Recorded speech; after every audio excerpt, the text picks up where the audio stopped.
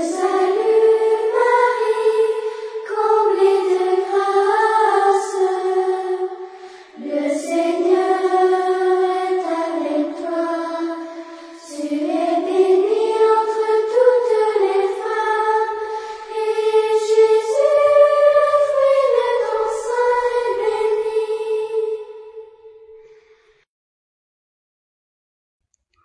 Bonjour, bienvenue à toi aujourd'hui. Certainement que tu te demandes d'où vient ce message. Alors, je suis présentement dans notre chapelle, à notre maison de Myriam de la Miséricorde au Mont-Saint-Hilaire.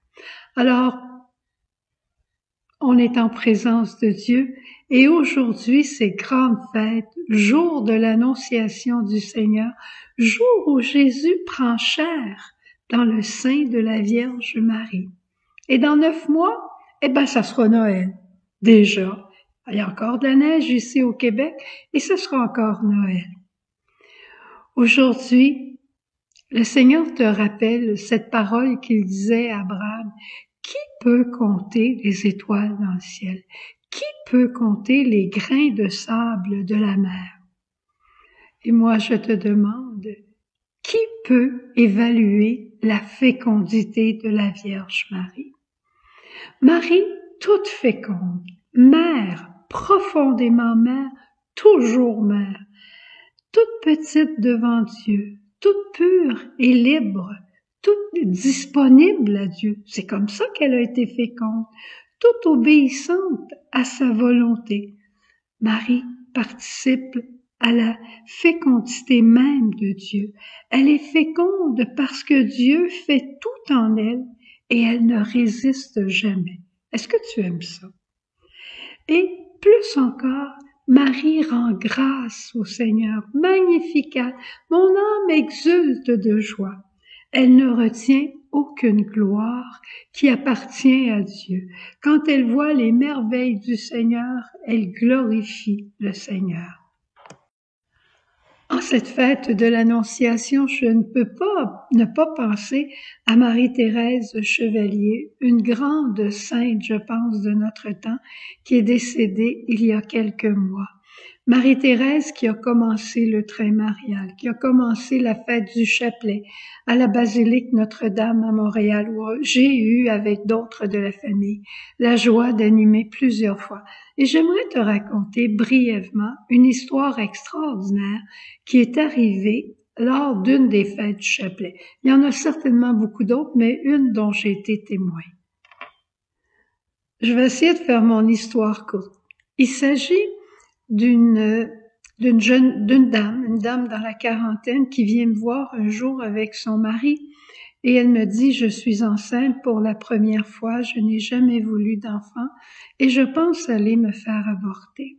Par contre, on est dans la semaine sainte et je ne peux pas faire ça à ce moment-ci. » Et c'est un prêtre proche de moi qui m'a envoyé te voir. Alors, je savais pas trop quoi lui dire. J'ai prié avec elle et moi-même ayant été adoptée, je lui ai dit, qu'est-ce que vous diriez de donner votre enfant, de le porter et au lieu de passer à l'avortement, de donner votre enfant à l'adoption? Et tout de suite, elle me répond, c'est mon enfant. C'est mon enfant. Alors, elle est revenue, elle est allée en clinique d'avortement, elle ne se décidait pas. Elle revenait me voir pour prier, elle ne se décidait pas. Elle est retournée par 3 fois en clinique d'avortement et finalement, le médecin lui a dit, si vous n'êtes pas décidé, ne revenez plus ici. Et voici la merveille des merveilles. Eh bien, un jour, elle était venue chez nous plusieurs fois, comme je viens de te le dire, puis il y avait toujours plein d'enfants dans la maison. Puis ça la fascinait beaucoup. En même temps, elle savait qu'elle ne pouvait pas garder cet enfant-là. Alors, elle me rappelle la veille de la fête de l'Annonciation et elle me dit, bon là, je suis pas mal décidée, mais j'aimerais que tu pries encore avec moi. J'ai dit, regarde là, moi je sais plus quoi te dire, j'ai tout je sais plus quoi te dire. Mais demain, on anime la fête du chapelet à la basilique Notre-Dame. Viens donc, toi, à la basilique Notre-Dame, assieds-toi en avant avec ton mari devant la statue de la Vierge et parle-lui. Elle va te comprendre mieux que n'importe qui. Tu sais, la Sainte Vierge, c'était pas dans ses plans de devenir enceinte. Elle voulait un mariage chaste. Ils étaient d'accord tous les deux, Joseph et elle. C'était son plan. Et le Seigneur a eu un autre plan pour elle. Alors, s'il y a quelqu'un qui peut te comprendre devant cette grossesse, c'est bien la Vierge Marie. Viens la voir. Et bien, le lendemain, elle est venue.